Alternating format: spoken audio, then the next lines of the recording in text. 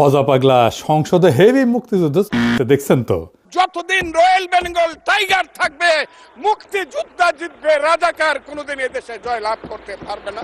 বিএনপির অন্যান্য এমপি মন্ত্রীরাও আমি তো এই নিয়ে এপিসোড করেছি। আবার দেখলাম জামাতের এমপি শাহজাহান সাহেব কইছে গোলাম আজম নাকি স্বাধীন পূর্ব পাকিস্তানের স্বপ্ন দেখেছেন। এই সংসদ একটা নাট্যশালা হয়ে যাইতেছে। মাঝে মাঝে দেখি এনসিপি মুক্তিযুদ্ধ করে সিক্কর পারে। মুক্তিযুদ্ধের নতুন রূপ তৈরি হয়েছে, মুক্তিযুদ্ধের নবায়ন হয়েছে। আমি এখন কই যাই, সবাই দেখে মুক্তিযোদ্ধা হয়ে গেছে, খালি আমি একাই রাজাকার হয়ে গেলাম। 1971-কে 2024-এর জুলাই বিপ্লবের মুখোমুখি দাঁড় করাইয়া 2024-কে বাতিল করে দেওয়ার শয়তানি অনেক আগে থেকেই শুরু হয়েছে। এই শয়তানিটা শুরু করছে বিএনপি, পিছে ছিল ইন্ডিয়া আর আওয়ামী লীগের ন্যারেটিভ পাওয়ার। তাই জুলাইকে একটা দার্শনিক আর ঐতিহাসিক ভিত্তির উপরে দাঁড় করাতে না পারার দায় এখন পুরা জুলাইকে দিতে হইতেছে। মুক্তিযুদ্ধের ধারাবাহিকতায় নাকি জুলাই হয়েছে, এ বয়ান আগে আনে আসিফ নজরুল। আবার নাহিদ সংসদে দাঁড়ায় সে আসিফ নজরুলের কথা ধার করিয়া কইতেছে জুলাইয়ের মধ্য দিয়ে মুক্তিযুদ্ধের নবায়ন হয়েছে। হ্যাঁ, জুলাই মুক্তিযুদ্ধেরই ধারাবাহিকতা। শুনেন, জুলাই গণ অভ্যুত্থানের মধ্য দিয়ে মুক্তিযুদ্ধের নতুন রূপ তৈরি হয়েছে, মুক্তিযুদ্ধের নবায়ন হয়েছে। ভাই মুক্তিযুদ্ধের চেতনা কোট আনকোট এইটার বিরুদ্ধেই তো জুলাই হয়েছে। শুনিছেন? একবার আসিফ নজরুলকে দিয়ে আসা ইন্টারিম বানায়া এলো, তারপরেও এদের শিক্ষা হয় না।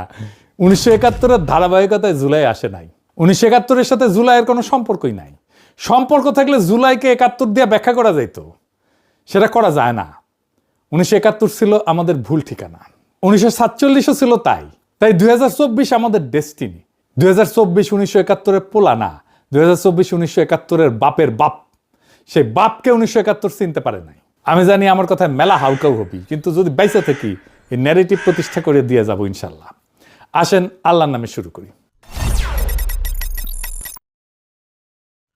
16 জুলাই 2024 রংপুর বেগম রোকেয়া বিশ্ববিদ্যালয়ের সামনের রাস্তায় একটা ছেলে দাঁড়াইছে, হাতে শুধু একটা লাঠি, সামনে পুলিশ, শটগান উঁচায়, কয়েক গজ দূরত্ব মাত্র। ছেলেটা পিছায় না, উল্টা সামনে আগায় যায়, দুই হাত ছড়ায় দেয়, বুক চিতায় দাঁড়ায়।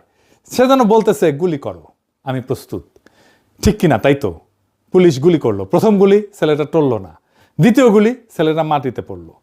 আবু সাইদ, বয়স মাত্র 22। এই এক দৃশ্যের ভেতরে পুরা 2024-এর রহস্য, পুরা না বলা কথা লুকায় আছে।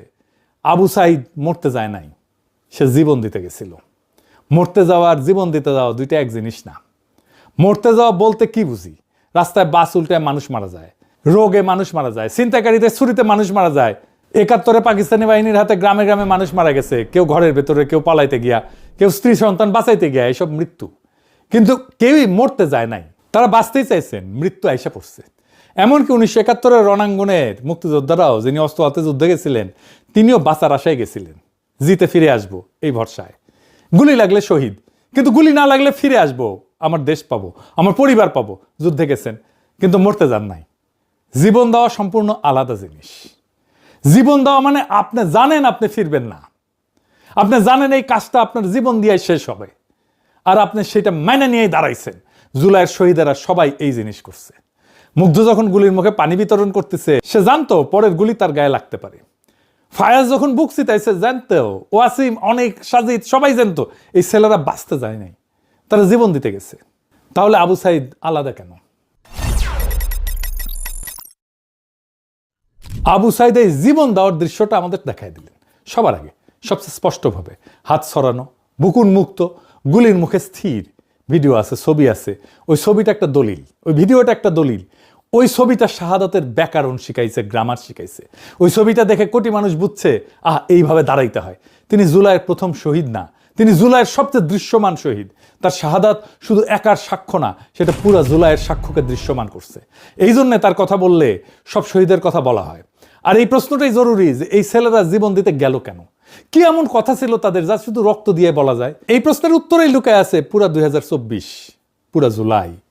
2024-এর নিরস্ত্র প্রতিরোধ আর শাহাদাত, এই দুইটা নিরস্ত্র প্রতিরোধ আর শাহাদাত, এই দুইটার তফাৎ কি? তফাৎটা শুধু কৌশলের না, তফাৎটা অস্তিত্বের। অস্ত্র হাতে যুদ্ধ মানে কি? মানে আমার ক্ষমতা আছে, তোমারও ক্ষমতা আছে, দেখি কে জেতে। এটা ক্ষমতার লড়াই। আমার গুলি বরং তোমার গুলি, আমার সেনা বরং তোমার সেনা। এই যুদ্ধে আমি যদি জিতি, আমি তোমার রাষ্ট্রের জায়গায় আমার রাষ্ট্রকে বসাবো। কাঠামো এক, শুধু মালিক বদল। এটাই হয়েছে 1971-এ। আমরা পাকিস্তানি সেনাকে অস্ত্র দিয়ে হারাইছি, নিজেরা পারি নাই যদিও, ভারতীয় সেনাদের ডাইকে আনছি, আমরা জিতছি। যাই হোক, কিন্তু আমরা জিতে কি পাইছি? পাকিস্তানি কাঠামো। শুধু মালিক বদলাইছে। কেন? কারণ অস্ত্র দিয়ে আপনি ক্ষমতা বদলাইতে পারেন, কাঠামো তো বদলাইতে পারেন না। পাকিস্তান আমলে কোন কাঠামোটা বদলাইছে বলেন? কোনোটাই বদলায় নাই। অস্ত্রের যুক্তি একটাই, যার শক্তি বেশি সে যেতে। আপনি যদি অস্ত্র দিয়ে যেতেন, আপনি সেই যুক্তিকেই বৈধতা দিতেছেন, তাহলে আপনার নিজের রাষ্ট্র সেই একই যুক্তিতে চলবে তো। এই জন্য 1971-এর পরে বাকশাল আসছে, স্বৈরশাসন আসছে, আয়নাঘর আসছে, হাসিনা আসছে, কারণ যুক্তি বদলায় নাই, শুধু শক্তিধর বদলাইছে। এইবার দেখেন 2024-এ কি হয়েছে। আবু সাইদের হাতে শটগান ছিল না, কামান ছিল না, বন্দুক ছিল না, ভারতীয় সেনাবাহিনী পাশে ছিল না, তার হাতে ছিল একটা লাঠি আর তার বুক। ক্ষমতার হিসাবে এটা একটা অসম যুদ্ধ। আবু সাইদের জেতার কোনো সম্ভাবনা ছিল না, কিন্তু আবু সাইদ জেতার জন্য তো দাঁড়ায় নাই, তিনি দাঁড়াইছিলেন সাক্ষ্য দিতে। অনেকে বলবে এটাই তো গান্ধীর অহিংসা, নিরস্ত্র প্রতিরোধ। না, এটা গান্ধীর অহিংসা না। কেন আবু সাইদের প্রতিরোধ গান্ধীর অহিংসা না? গান্ধীর অহিংসা ছিল একটা কৌশল। উনি বুঝছিলেন যে ব্রিটিশের অস্ত্র আছে, আমাদের নাই, তাই অস্ত্রের লড়াইয়ে যাব না, বরং নৈতিক চাপ দিয়া ব্রিটিশকে লজ্জায় ফেলবো। সেজন্য অনশনে যাইত। গান্ধী বলতো না মরতে আসছি, বলতো জেলে যাব, অনশন করব, লজ্জা দিব। তো আবু সাইদ এটা করেন নাই, তিনি গেছেন সাক্ষ্য দিতে, শাহাদাত বরণ করতে। গান্ধী রাষ্ট্রের ন্যায় বিচার চ্যালেঞ্জ করতেছেন, আবু সাইদ রাষ্ট্রের সার্বভৌমত্বের ধারণাকে চ্যালেঞ্জ করতেছেন। প্রথমটা সংস্কারের দাবি, দ্বিতীয়টা কাঠামো ভাঙার দাবি। এইখানেই 2024 আলাদা। এই জন্য গান্ধীর ভারত আজকেও ব্রিটিশ কাঠামোতে চলে। সংসদ ভবন ব্রিটিশ, আইন ব্রিটিশ, আমলাতন্ত্র ব্রিটিশ, শুধু সাদা চামড়ার জায়গায় বাদামি চামড়া। কিন্তু 2024-এর শাহাদাত হাসিনার কাঠামোর বৈধতাকে ধ্বংস করে দিছে। শাহাদাত মানে কি? শুধু জীবন দেওয়া? শাহাদাত 3 অর্থের একটা শব্দ। শাহাদাত শব্দের 3টা অর্থ। প্রথম অর্থ সাক্ষ্য দেওয়া। একজন মুসলমান যখন বলে আশহাদু আল্লাহ ইলাহা ইল্লাল্লাহ, সে তখন সাক্ষ্য দিতেছে আল্লাহ ছাড়া কোনো উপাস্য নাই। দ্বিতীয় অর্থ সত্যের পক্ষে দাঁড়ানো, শুধু মুখে বলা না, শরীর দিয়ে দাঁড়ানো। তৃতীয় অর্থ মৃত্যু, যখন সাক্ষ্য রাখার জন্য জীবন দিতে হয়, সেই সাক্ষ্যদাতা হন শহীদ। শাহাদাত মানে এমন এক সাক্ষ্য যা শরীর দিয়ে লেখা, রক্ত দিয়ে লেখা। আবু সাইদ যখন বুক চিতায় দাঁড়াইলো, তার শরীর ছিল কলম, তার রক্ত ছিল কালি। সে লিখতেছিল একটা বাক্য যেটা মোছা যাবে না। কোন বাক্য লিখতেছিল তাহলে আবু সাইদ? লিখছে তোমাদের রাষ্ট্র চূড়ান্ত না, তোমাদের গুলি চূড়ান্ত না, তার উপরে একজন আছেন, তার কাছ থেকে হিসাব হবে। এই বাক্য নতুন না, এই বাক্য তিতুমিল লিখছিলেন নারকেল বাড়িয়ায়, দুদুমিয়ার ফাড়ায় যে কৃষকেরা লিখছিলেন জমিদারের লাঠির সামনে। আর এই বাক্য আবু সাইদ লিখলেন 2024-এ রংপুরের রাজপথে। আবু সাইদ এক মুহূর্তে সে দীর্ঘ সিলসিলা গিয়া দাঁড়াইলেন, আর রাষ্ট্র ওই মানুষটাকে আটকাইতে পারল না। তার পথ ধরে আবাবিলের মতো আসলো লাখো লাখো কোটিতে কোটিতে তরুণ। রাষ্ট্র কেন এই মানুষটাকে আটকাইতে পারে না? আধুনিক রাষ্ট্র মানুষকে নিয়ন্ত্রণ করে 2টা জিনিস দিয়ে, ভয় আর লোভ। ভয় মারতে পারে, জেলে পুরতে পারে, পরিবার ধ্বংস করতে পারে, গুম করে ফেলতে পারে, তাই চুপ থাকো। লোভ চাকরি দেবে, ঠিকাদারি দেবে, ব্যাংক লুট করতে দেবে, তাই বশ্যতা স্বীকার করো। এনে 2 যন্ত্র দিয়ে হাসিনা 15 বছর চলছে। কিন্তু আবু সাইদ যখন বুক পাইতে দাঁড়াইলো, সেই মুহূর্তে রাষ্ট্রে পুরো যন্ত্র অচল। কেন? কারণ যে বিশ্বাস করে মরলে শহীদ, জান্নাতে যাব, তার উপরে ভয়ের কোনো ক্ষমতা নাই তো। যে বিশ্বাস করে এই দুনিয়ার চাকরি, প্রমোশন, প্লট সব অর্থহীন, আসল হিসাব আখিরাতে, তার উপরে লোভের কোনো ক্ষমতা নাই। রাষ্ট্রের হাতে আর কোনো অস্ত্র নাই। এটাই বাঙ্গু এলিটকে সবচেয়ে বেশি কাঁপাইছে। বাকশাল তাদের কাঁপায় নাই, আয়নাঘর তাদের কাঁপায় নাই, হাসিনার শাসন তাদের কাঁপায় নাই, 1/11 তাদের কাঁপায় নাই, ভারতীয় আধিপত্যবাদ তাদের কাঁপায় নাই। যা কাঁপাইছে তরুণদের সে আত্মসমর্পণের দৃশ্য। কার কাছে আত্মসমর্পণ? রাষ্ট্রের কাছে না, আল্লাহর কাছে। জার্মান আইন দার্শনিক কার্ল স্মিথ 1922 সালে বললেন, আধুনিক রাষ্ট্রের সব ধারণায় আসলে চুরি করা থিওলজি। আধুনিক রাষ্ট্রের একটা ধারণা আছে সোভারেন, সার্বভৌম, চূড়ান্ত রাষ্ট্র, চূড়ান্ত সার্বভৌম, যার উপরে কেউ নাই। এটা আল্লাহর গুণাবলী থেকে চুরি করা। আরেকটা ধারণা আছে স্টেট অফ এক্সেপশন, জরুরি অবস্থা। রাষ্ট্র বলে আজ আইন কাজ করবে না, সংবিধান স্থগিত, আমার ইচ্ছায় চলবে, এটাই চলবে। এটাই সার্বভৌমত্ব, এটাই সবচেয়ে বড় চুরি। ভাবেন, মুসা নবীর সামনে সাগর 2 ভাগ হয়েছিল কেন? কারণ আল্লাহ চাইছিলেন। প্রকৃতির নিয়ম সেই মুহূর্তে স্থগিত হয়ে গেছিল। ইব্রাহিম নবীকে আগুনে ফেলা হয়েছিল, আগুন পুড়াইতে পারে নাই, কারণ আল্লাহ চাইছেন, নিয়ম স্থগিত। এক্সেপশন, নিয়মের উপরে দাঁড়ায় নিয়ম স্থগিত করার ক্ষমতা, এটাই সার্বভৌমত্ব। এটা একমাত্র আল্লাহর, কেউ পারে না। এটা আর কেউ পারে না। আধুনিক রাষ্ট্র ওই ক্ষমতাটা চুরি করছে, সে বলে আমি পারি। হাসিনা যখন বলে জরুরি অবস্থা, উনি বলতেছেন সংবিধান কাজ করবে না। যখন বলতেছে আদালত আমার ইচ্ছায় চলবে, নির্বাচন আমার ইচ্ছায় আসবে, কে এমপি হবে আমি ঠিক করব, কে বেঁচে থাকবে, কে মারা যাবে, কে গুম হবে, কাকে গুলি করব, কাকে বাঁচতে দেবো না, কাকে দেশান্তরী করব, এটাই আমি ঠিক করব। সে তখন নিজেকে আল্লাহর জায়গায় বসাইতেছে। তিনি বলতেছেন নিয়ম স্থগিত করার ক্ষমতা আমার, এই ক্ষমতা মানুষের না, এই ক্ষমতা রাষ্ট্রের না, এই ক্ষমতা একমাত্র আল্লাহর। আর সবচেয়ে গভীর চুরি দিন আর দুনিয়ার বিভাজন। রাষ্ট্র বলে ধর্ম প্রাইভেট, রাজনীতি পাবলিক, মসজিদ একটা জায়গা, রাজপথ আর একটা। ইসলাম বলে দিন আর দুনিয়া আলাদা না, একই। পাকিস্তান এই চুরির উত্তরাধিকারী, বাংলাদেশে ওই চুরির উত্তরাধিকারী, হাসিনার রাষ্ট্রীয় চুরির উত্তরাধিকারী। আবু সাইদ বুক পেতে দাঁড়ানো সেই দাবিকে এক লহমায় চুরমার করে দিল। সে বলল তুমি চূড়ান্ত না, তোমার রাজপথ মসজিদ বিভাজন আমরা মানি না। এই এক বিশ্বাসে পুরো রাষ্ট্রের ভিত্তি কাঁপলো। হাসিনা পলাইলো। তারেক রহমান বলছিল শহীদরা শুধুমাত্র একটা সংখ্যা না, একটা প্রাণের সমাপ্তির অর্থ হইল একটা পরিবারের মৃত্যু, একটা স্বপ্ন এবং সম্ভাবনার অবসান। আসলে কি শহীদের মৃত্যু স্বপ্ন আর সম্ভাবনার অবসান? শহীদরা মরে না, না, শহীদরা মরে না, সে মহাজীবনে যায়, সে মহাজীবনে যায়। কিভাবে? কোরআনে একটা আয়াত আছে, আপনারা জানেন, আল্লাহর পথে যারা নিহত হয় তাদের মৃত বলো না, বরং তারা জীবিত। কিন্তু তোমরা তা বুঝতে পারো না। এটা শুধু ধর্মীয় সান্ত্বনা না, এটা অস্তিত্বের সত্য। আমাদের সাধারণ জীবন কি? জন্ম, খাওয়া, বাঁচা, কাজ, বার্ধক্য, মৃত্যু, শেষ, মাটির নিচে পৌঁছে যাওয়া। কিন্তু শহীদের জীবন আলাদা। শহীদের মৃত্যুর মুহূর্তে সে এক সাধারণ জীবন থেকে বাইর হয়, এক মহাজীবনে প্রবেশ করে। সে মহাজীবন যাই ডেল্টার মাটিতে গাথা। জাতি তুমিরের জীবন, জাহাজি শরীয়তুল্লাহর জীবন, যিনি 1831-এ নারকেলবাড়িয়ার বাঁশের কেল্লায় ব্রিটিশ কামানের গোলার সামনে বুক পেতে দিছিলেন। যা ফারায়েজি বাহিনীর সেই কৃষক শহীদের জীবন, যাদের নাম পাঠ্য বইয়ে নাই, কিন্তু যাদের রক্ত পদ্মা মেঘনায় মাটিতে মিশে আছে। যা 1943-এর দুর্ভিক্ষে মইরা যাওয়া সেই লক্ষ লক্ষ হতভাগ্য বাঙালির জীবন, যারা ব্রিটিশ সাম্রাজ্যের লুটের সাক্ষী।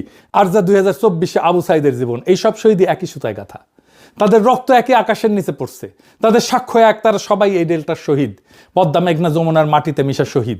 শহীদ মরে না, সে বাঙালি মুসলমানের 8 শতাব্দীর সেই অমর কাফেলায় ঢুকে যায়, একটাই, উৎসে ফেরে। উৎস কি? জার্মান দার্শনিক মার্টিন হেইডেগার বলেন আধুনিক মানুষের সবচেয়ে বড় অসুখ হইল সে উৎস থেকে বিচ্ছিন্নতা। মানুষ যখন মাটি, তার ভাষার ইতিহাস হারায়, সে আসলে অস্তিত্ব হারায় না, সে আছে কিন্তু পূর্ণভাবে নাই। হাইডেগারের নাম দিছেন অপ্রকৃত অস্তিত্ব, ইনঅথেন্টিক এক্সিস্টেন্স। পাকিস্তানের 24 বছর বাঙালি মুসলমান অপ্রকৃত, ইনঅথেন্টিক। তাকে বলা হয়েছিল তুমি পুরা মুসলমান না, তোমার বাঙালিত্ব ফেলো, ছুঁড়ে ফেলো। বাংলাদেশে 55 বছর বাঙালি মুসলমান অপ্রকৃত, ইনঅথেন্টিক। তাকে বলা হয়েছিল তুমি মুসলমান পরিচয় নিয়ে তো প্রগতিশীল হইতে পারবা না, তোমার মুসলমানিত্ব ফেলো। বাঙালি মুসলমানের জীবন 77 বছর অপ্রকৃত অস্তিত্ব, ইনঅথেন্টিক এক্সিস্টেন্স। আরবের 4th শতাব্দীর মহান চিন্তক ইবনে খালদুন 600 বছর আগে এই কথা ভিন্ন ভাষায় বলছিলেন। তিনি একটা শব্দ ব্যবহার করে বলছিলেন আসাবিয়া, গোষ্ঠী চেতনা, মাটির বন্ধন। ইবনে খালদুন বললেন যেই জাতির আসাবিয়া হারায় সে পতিত হয়, যেই জাতি আসাবিয়া পুনরুজ্জীবিত করে সে আবার উঠে দাঁড়ায়। 2024-এ আসাবিয়ার পুনরুজ্জীবন, পতিত জাতির পুনরুত্থান। আবু সাইদ যখন বুক চিতায় দাঁড়াইলেন, তিনি এক মুহূর্তে আমাদের জাতিকে আসাবিয়া ফিরিয়ে দিলেন। এইটাই উৎসে ফেরা। কোন উৎসে ফেরা? বাঙালি মুসলমানের উৎস এই গাঙ্গেয় বদ্বীপে, এই ডেল্টায়, নদীতে, পলিমাটিতে, কৃষকের ঘামে। বাংলা ইসলাম আসছে নদীর সাথে, কৃষির সাথে, পীর দরবেশের সাথে, স্থানীয় সমাজের সাথে মিশা। বাঙালি মুসলমান এই মাটির সন্তান। তাহলে তার উৎসে ফেরা মানে তার নিজের 8 শতাব্দীর ইতিহাসে ফেরা। যে ইতিহাস 47 চাপা দিছিল, যে ইতিহাস 71 চাপা দিছিল। আসেন এইবার সেই ইতিহাসটা দেখি। 8 শতাব্দীর চাপা পড়া কণ্ঠস্বর কি ছিল সেই ইতিহাস? বাঙালি মুসলমান 1000 বছর ধরে 4টে জিনিস চাইছে, একসাথে চাইছে। প্রথম, জমির অধিকার। দ্বিতীয়, কেন্দ্রের বিরুদ্ধে প্রান্তের অধিকার। তৃতীয়, বাংলার ভূখণ্ডের নিজস্ব রাজনীতি। চতুর্থ, নাগরিক মর্যাদা। বাঙালি মুসলমান, এই মাটির মানুষ, এই 3টাই পূর্ণ। এই 4-5টা বড় মুহূর্ত আসছে বাঙালি মুসলমানের জীবনে, দুর্ভাগ্যজনকভাবে একবারে আসেনি। 1 নম্বর মুহূর্ত কখন আসছে? সেইটা ছিল বঙ্গীয় সুলতানি আমল। শামসুদ্দিন ইলিয়াস শাহ 1352 সাল। প্রথম দিন বাংলা দিল্লির প্রদেশ না, নিজেই রাষ্ট্র। প্রথম দিন বাঙালি জানলো আমাদের শাসন করতে দিল্লি লাগে না, আমরাই পারি। এই স্মৃতি 2024-এ ফিরল, যখন আমরা বললাম ভারত আমাদের নিয়তি ঠিক করবে না, দিল্লি না ঢাকা, ঢাকা ঢাকা।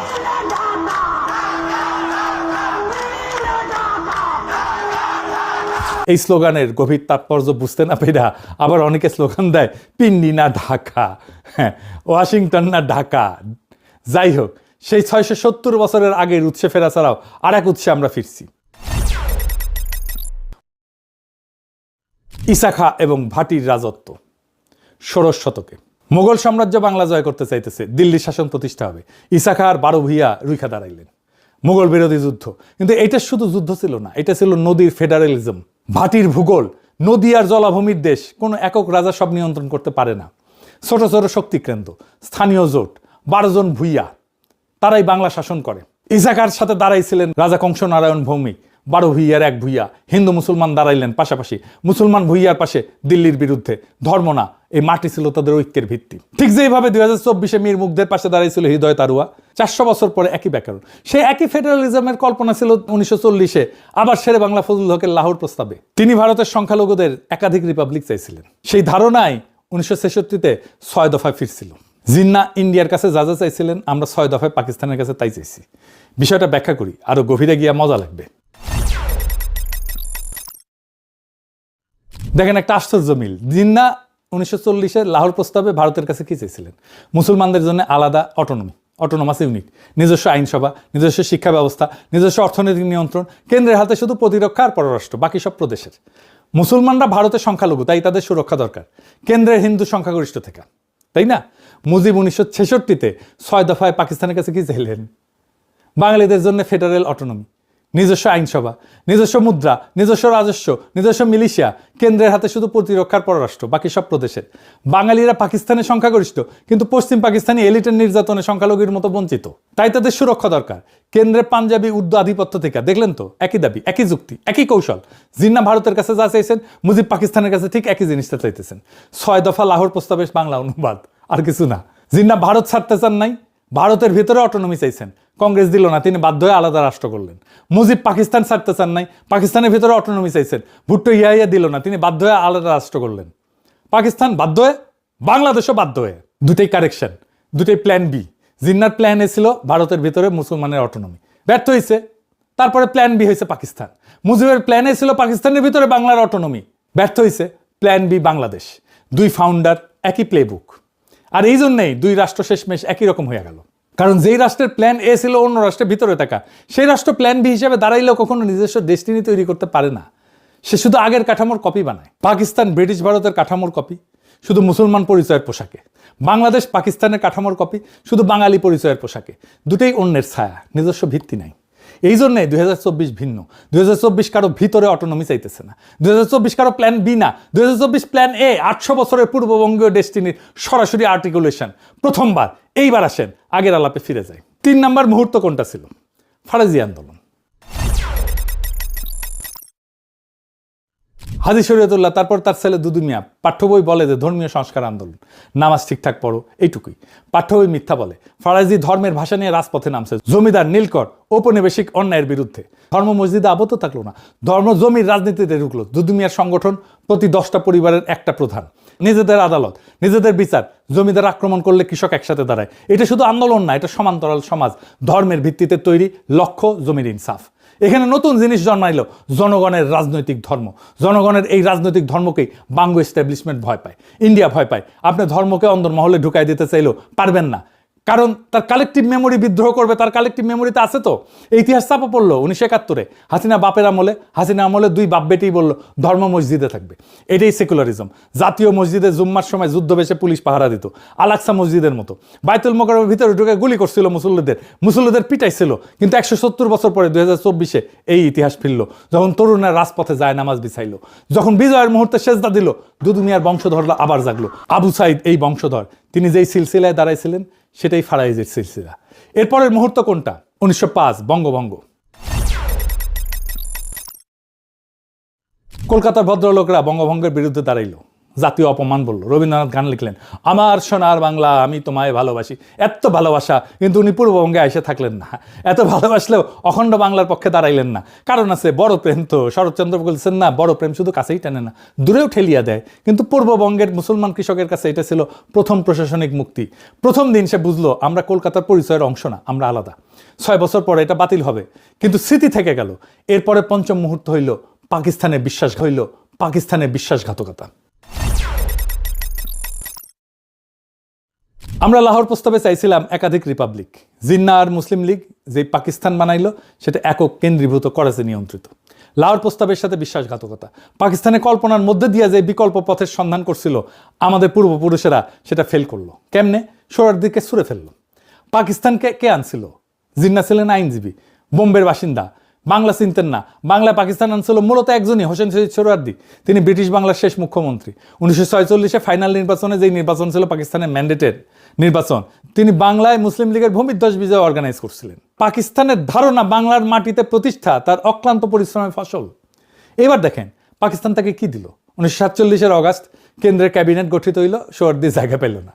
বাংলা থেকে ক্যাবিনেটে ঢুকলো ফজলুর রহমান নামে অখ্যাত ব্যক্তি, শিক্ষামন্ত্রী, যার ছেলে, মনে রাখেন নামটা, সালমান এফ রহমান। 77 বছর পর হাসিনা ফ্যাসিবাদের অর্থনৈতিক স্থপতি। এই এক জেনারেশনাল কন্টিনিউটি। পূর্ব বাংলার প্রথম মুখ্যমন্ত্রী নির্বাচন সোহরাওয়ার্দী হারলেন কেন? কারণ তার সাপোর্ট বেস ছিল পশ্চিম বাংলায় মুসলিম এমপিদের মধ্যে। স্যার সিরিল র্যাডক্লিফের কলমে সেই এমপিরা ভারতে চলে গেছেন। জিতলেন খাজা নাজিমুদ্দিন, এক অপদার্থ লোক, সাথে নাই পাশে নাই কিসিমের। হ্যাঁ, যাই হোক, এইটা দুর্ঘটনা না, এটা নকশা। 1948-এ পাকিস্তানের বয়স 1 বছর। সোহরাওয়ার্দীকে মুসলিম লীগ থেকে বহিষ্কার করা হইল, গণপরিষদ থেকে বহিষ্কার করা হইল। যিনি পাকিস্তান আনছিলেন তিনি পাকিস্তানে অবাঞ্ছিত হয়ে গেলেন।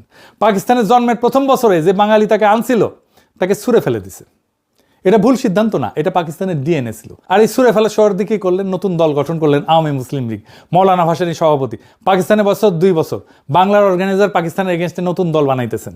এই রিজেক্ট হওয়া সোহরাওয়ার্দীর হাত থেকেই ভাষা আন্দোলন, যুক্ত ফ্রন্ট, 6 দফা, মুক্তিযুদ্ধ সব শুরু। আইয়ুব খানের আত্মজীবনী ফ্রেন্ডস নট মাস্টার্সে 25 পৃষ্ঠায় সোহরাওয়ার্দী নিজে স্বীকার করছে পূর্ব পাকিস্তানের যত আন্দোলন সব তিনি কলকাঠি নাড়াইছেন 1947-এর ক্ষোভ থেকে। মানে 1971 শুরু হয়েছে 1947-এ। এই কথা সোহরাওয়ার্দী নিজেই লিখে গেছে। পাকিস্তান যেদিন বাংলার অর্গানাইজারকে সোহরাওয়ার্দীকে ছুঁড়ে ফেলছে সেই দিনই পাকিস্তান হারছে। বাকিটা 24 বছরের সময়ের ব্যাপার মাত্র। আর শুধু সোহরাওয়ার্দী না, পাকিস্তান শুধু মুসলমানের রাষ্ট্র হবে এই কথা কিন্তু ছিল না। পাকিস্তান হবে ভারতের সংখ্যালঘুদের রাষ্ট্র। সেই সব সংখ্যালঘু, যেই সব সংখ্যালঘু ভারতের নিরাপদ না তাদের ঘর। মুসলমান আর সংখ্যালঘু এক জিনিস না, কিন্তু আরো সংখ্যালঘু আছে। দলিত হিন্দু, বর্ণ হিন্দু সমাজে যাদের অস্পৃশ্য বানাইছে, কুয়ার পানি ছুঁইতে দেয় না, মন্দিরে ঢুকতে দেয় না, মানুষ হিসেবে গণনাই করে না। দলিতদের নেতা ছিলেন, নিচে আমরা থাকবো। কংগ্রেস ব্রাহ্মণদের দল। পাকিস্তানে গেলে অন্তত মুসলমানদের সাথে আমরা সমান। মুসলমান আর দলিত একসাথে, দুইটাই সংখ্যালঘু, দুইটাই বর্ণ হিন্দুর হাতে নির্যাতিত। তিনি পাকিস্তান আন্দোলন করলেন। দেখা দেখি লক্ষ লক্ষ দলিত হিন্দু পাকিস্তান আন্দোলনের সমর্থন দিলেন। পাকিস্তান হইল। যোগেন মন্ডল পাকিস্তানের প্রথম আইনমন্ত্রী হইলেন। তারপর কি হইল? কয়েক বছরের মধ্যে দলিতদের উপরে নির্যাতন শুরু, জমি দখল, মন্দির ভাঙা, মেয়েদের তুলে নেওয়া। হিন্দু, তা সে দলিত হোক, ব্রাহ্মণ হোক, হিন্দুই, পাকিস্তানে সে অপাঙ্ক্তেয়। যোগেন মন্ডল মন্ত্রী থেকে দেখতেছেন, কিছুই করতে পারতেছেন না। যার সমর্থনে আসছেন তাদেরকেই বাঁচাইতে পারতেছেন না। 1950 সাল তিনি পদত্যাগপত্র লিখে রাতের অন্ধকারে ভারত পালাইলেন। পদত্যাগপত্রে লিখলেন, জিন্নাহকে বিশ্বাস করছিলাম, ভুল করছিলাম। দলিতদের পাকিস্তানে নিয়ে আসার জন্য আমি দায়ী, এই দায় আমি বহন করব। যে দলিত হিন্দুরা যোগেন মন্ডলের কথায় পাকিস্তান চাইছিলেন, তারা কোন মুখে তাকে দেখবেন? পাকিস্তান তাদেরও বিশ্বাসঘাতকতা করছে। দুইটা ঘটনা পাশাপাশি দেখেন। সোহরাওয়ার্দী বাঙালি মুসলমান, পাকিস্তান আনছেন 1948-এ ছুঁড়ে ফেলে। যোগেন মন্ডল দলিত হিন্দু, পাকিস্তান আনছেন 1950-এ পলাইতে বাধ্য। পাকিস্তান জন্মের 3 বছরের মধ্যে তার 2 ফাউন্ডারকে ছুঁড়ে ফেলছে। এটা দুর্ঘটনা না। পাকিস্তান বাঙালিদের কণ্ঠস্বর গ্রহণ করার জন্য ডিজাইন করা ছিল না, দলিতদের কণ্ঠস্বর গ্রহণ করার জন্য ডিজাইন করা ছিল না।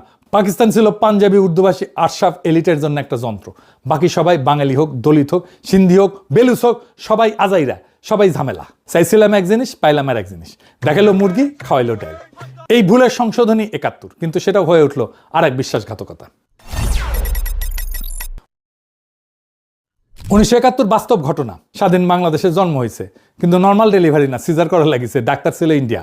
দেশের মানুষ রক্ত দিছে, এই রক্ত মিথ্যা না, কিন্তু একটা পার্থক্য করতে হবে। মুক্তিযুদ্ধের মুহূর্ত আর মুক্তিযুদ্ধের রাষ্ট্র দুইটা এক জিনিস না।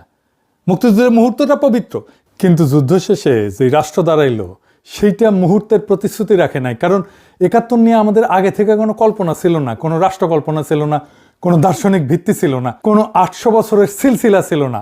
71 আমাদের লক্ষ্যও ছিল না। 71 ছিল বাধ্যতামূলক প্রস্থান, 47-এর প্রতারণার বিরুদ্ধে চূড়ান্ত প্রতিবাদ। 71 ছিল 47-এর কারেকশন, নতুন কিছু না, আগের ভুলের সংশোধন। আর কারেকশন কখনো ফাউন্ডিং হইতে পারে না, কিন্তু আমাদের প্রয়োজন ছিল নতুন প্রশ্ন, নতুন কাঠামো। 800 বছরের পূর্ববঙ্গীয় ডেস্টিনির পূর্ণ আর্টিকুলেশন, সেইটা 1971-এ হয় নাই। এই জন্যই পাকিস্তান যেই কেন্দ্রবাদী কাঠামো রেখে গেল, বাংলাদেশে সেটা ভাঙলো না। ভাঙার দরকারই ছিল না, কারণ লক্ষ্যই তো ছিল ওই কাঠামোর মধ্যেই জায়গা পাওয়া। যখন বের হইতে বাধ্য হইলাম তখন কাঠামোটা সাথে নিয়ে বের হইলাম, শুধু রাজধানী বদলাইলাম। করাচির জায়গায় ঢাকা, জিন্নার জায়গায় মুজিব, মুসলিম লীগের জায়গায় আওয়ামী লীগ। কাঠামো এক, চুরি যাওয়া থিওলজি এক, কেন্দ্রবাদ এক, বাংলাদেশের ডাক্তার ছিল ইন্ডিয়া, আমাদের জন্ম প্রক্রিয়ায় ভারতের হাতে। 55 বছর ধইরা সেই নারী আমরা কাটতে পারি নাই। ইন্দিরা গান্ধী থেকে মনমোহন সিং, মোদি থেকে দোভাল, দিল্লির ছায়া বাংলাদেশের উপরে থেকে গেছে। কারণ 71 আমাদের ডেস্টিনি ছিল না, কারেকশন ছিল। আর কারেকশনের রাষ্ট্র কারেক্টিং এজেন্টের কাছে চিরকালের ঋণী। 1972-এর সংবিধান কে লিখলো? আওয়ামী লীগ একা। কোনো বিস্তৃত গণপরিষদ প্রক্রিয়া নাই, দল লিখলো, দল পাশ করাইলো, দল মালিক হইলো। বাকশাল 1975-এর জানুয়ারি, একদলীয় ব্যবস্থা। এটা দুর্ঘটনা না, 1972-এর সংবিধানের যৌক্তিক পরিণতি। কারণ যেই রাষ্ট্রে কোনো নিজস্ব ডেস্টিনি নাই, সেই রাষ্ট্র তো শেষ দলেরই দখলে যাবে। আপনি সে একই কৃষক, এইবার হাসিনার আমল, আপনি যুদ্ধ করছেন, ছেলে শহীদ হয়েছে, মেয়ে নির্যাতিত। এইবার নতুন রাষ্ট্র আপনাকে কি বললো? বললো তুমি বাঙালি, ভালো কথা, কিন্তু তুমি এই নামাজ রোজা এত বেশি করো। এটা তো পাকিস্তানি ব্যাপার, এটা তো মুসলমানি ব্যাপার। তুমি তো প্রগতিশীল হতে পারবে না। তোমার দাড়ি টুপি কেন? তুমি মৌলবাদী। তোমার মাদ্রাসা কেন? তোমার ছেলেকে স্কুলে পাঠাও, রবীন্দ্রসঙ্গীত শেখাও, পয়লা বৈশাখে মঙ্গল শোভাযাত্রায় আসো, ঈদ ঘরে রাজপথে নামাজ পড়লে তুমি জঙ্গি। বললো তোমার ফারাইজে ইতিহাস, তোমার তিতুমিলের লড়াই ভুলে যাও, আমাদের ইতিহাস 52 থেকে শুরু। বললো তোমার সংস্কৃতি মানে রবীন্দ্রনাথ, ছায়ানট। পাকিস্তান যে অংশ ছাঁটাই করতে চাইছিল, বাংলাদেশ ঠিক তার উল্টা অংশ ছাঁটাই করতে চাইল। পাকিস্তান বাঙালি অংশ বললো অতিরিক্ত, বাংলাদেশ মুসলমান অংশ বললো অতিরিক্ত। আমরা পাকিস্তানে ছিলাম অতিরিক্ত বাঙালি, বাংলাদেশে হয়ে গেলাম অতিরিক্ত মুসলমান। আমাদের বাঙালি অংশ বাড়তি না, আমাদের মুসলমান অংশ বাড়তি না, দুইটা একই লড়াই, শুধু দুই দিকে, দুইটাই অর্ধেক রাষ্ট্র, দুইটাই ফেল্ড এক্সপেরিমেন্ট। পাকিস্তানের 24 বছর, বাংলাদেশের 53 বছর, মোট 77 বছর। এই 77 বছরে আমরা একদিনও পূর্ণ ছিলাম না। 2024-এ সেই বদ্ধ দরজা ভাঙলো। 2024-এ যা ফিরে আসছে সেটা ছিল 24-এ সেই বদ্ধ দরজা ভাঙলো। 2024-এ যা ফিরে আসছে সেটা ছিল অভিনব একটা ব্যাপার। ফিরে যায় আবু সাঈদের সেই ছবিতে। এই দৃশ্যের পেছনে কিসের ছায়া? ফারাজির ছায়া, দুদু মিয়ার ছায়া, তিতুমিরের ছায়া। 170 বছর আগে যেই কৃষক জমিদারের লাঠির সামনে বুক চিতায় দাঁড়াইছিল তাদের ছায়া। আবু সাঈদ তাদেরই বংশধর। বিজয়ের সন্ধ্যায় শাহবাগ টিএসসিতে যে সেজদা, সেটা ফারাইজির সিলসিলার পুনরুত্থান। 71-এর রাষ্ট্র ফারাইজির গ্রামার মুছে ফেলছিল, বলছিল ধর্ম মসজিদে থাকবে, রাজপথ সেকুলার। কারণ 71-এর কাঠামো ছিল 47-এর কাঠামোর কপি। এটাই দিন আর দুনিয়াকে আলাদা করছিল। 2024 সেই বিভাজনকে ভাঙলো। অগাস্টে যেই বাহিনী জনতার সাথে একাত্ম হইল, কি স্লোগান দিল? নারায়ে তাকবীর। শুনেছেন? 1975-এর 7ই নভেম্বর সিপাহী বিপ্লবের দিন বিপ্লবী সিপাহীরা একই স্লোগান দিছিল। এই স্লোগান ভাটির ফেডারেল বাংলার স্মৃতি। সিপাহী প্রজা একসাথে, বাহিনী জনতা একসাথে, কেন্দ্রের বিরুদ্ধে প্রান্তের ঐক্য। 400 বছর পরে ইসাখার স্মৃতি ফিরল। আর কোনো একক জাতির পিতা নাই। 47-এ ছিল জিন্নাহ, 71-এ মুজিব, দুইটাই বংশতন্ত্র। কিন্তু এটা দুর্ঘটনা না। জিন্নাহ মুজিব দুইজনেই প্ল্যান বি এর ফাউন্ডার। জিন্নাহ ভারতের ভিতরে অটোনমি চাইছিলেন, পান নাই, পাকিস্তান নিলেন। মুজিব পাকিস্তানের ভিতরে অটোনমি চাইছিলেন, পান নাই, বাংলাদেশ নিলেন। প্ল্যান বি এর রাষ্ট্রের একক পিতা লাগে, কারণ সেই পিতা ছাড়া রাষ্ট্রের জাস্টিফিকেশন নাই। আমি প্রতিষ্ঠা করছি, তাই আমি মালিক, এই দাবিতেই রাষ্ট্র দাঁড়ায়। 2024 প্ল্যান এ। কারো ভিতরে অটোনমি চাইতেছে না, কারো বিকল্প না। প্ল্যান এর কোনো একক পিতা লাগে না, কারণ প্ল্যান এর ভিত্তি একজন মানুষের কর্মে না। 800 বছরের সিলসিলায় আবু সাঈদ আছেন, মুগ্ধ আছেন, ফায়াজ আছেন, কিন্তু কেউ পিতা না, সবাই সাক্ষী। ভাটির 12 ভূঁইয়ার গ্রামার ফিরল। কোনো একক সম্রাট না, বহু কেন্দ্র, বহু কণ্ঠস্বর, সবাই এই মাটির পক্ষে। আর হাসিনার পলায়ন ভারতে, এই দৃশ্যটা মনে রাখেন। 1971-এ পাকিস্তানি বাহিনী ভারতীয় যৌথ কমান্ডের কাছে আত্মসমর্পণ করছিল। সিজারের ডাক্তার ছিল ইন্ডিয়া। 2024-এ মুজিব বংশের শেষ উত্তরাধিকারী সেই ভারতেই পলাইলো শরণার্থী হয়ে। 53 বছর পর সিজারের সেই ডাক্তার আসলে কি ছিল সেটা প্রকাশ হইল। হাসিনা পলায়নের মধ্যে দিয়ে মুক্তিদাতা ছিল না, মালিক ছিল, মালিক। সে দাসকে নিয়ে গেছে। 71-এ যাকে আমরা মুক্তিদাতা ভাবছিলাম, আসলে ছিলেন আমাদের নারী ধরা মালিক। হাসিনা পলায় গিয়া সেই মালিকের পায়ের কাছে আশ্রয় নিল। আর সেই মুহূর্তে ভারতের ছায়া বাংলাদেশের উপর থেকে সরে গেল। 53 বছর ধরে যেই নারী আমরা কাটতে পারি নাই, 2024-এ সেটা কাটা পড়লো। কে কাটলো? আবু সাঈদ, মুগ্ধ, ফায়াজ, সব শহীদ। তাদের রক্ত সেই নারী কাটার ছুরি। কারণ যেই রাষ্ট্রের নিজস্ব ডেস্টিনি নাই, সে চিরকাল কারেক্টিং এজেন্টের কাছে ঋণী। কিন্তু যে রাষ্ট্রের 800 বছরের সিলসিলা আছে, সে কারো কাছে ঋণী না। ইসাকা যেইভাবে কোনো বিদেশি বন্ধুর সাহায্য ছাড়া কেন্দ্রের বিরুদ্ধে দাঁড়াইছিলেন, 2024-এ সেই গ্রামারে ফিরল। 47 ছিল ব্রিটিশের দয়া, 71 ছিল ভারত ধাত্রী। 2024 কারো ছায়া না, নিজস্ব শক্তিতে। প্রথমবার এনসিপি আপনাদের মুক্তিযুদ্ধের ধারাবাহিকতার বয়ান ছাড়েন। 2024 ধারাবাহিকতা না। 2024 47 আর 71-এর বিরুদ্ধে 8 শতাব্দীর প্রতিশোধ। সেই প্রতিশোধের ব্যাকরণ, এই প্রতিরোধের সিলসিলা যারা জানে না, তারা জুলাইকে বোঝে না। এই প্রতিশোধের আগুন নিপতে দেব না, নেভানো যাবে না। ইনকিলাব জিন্দাবাদ।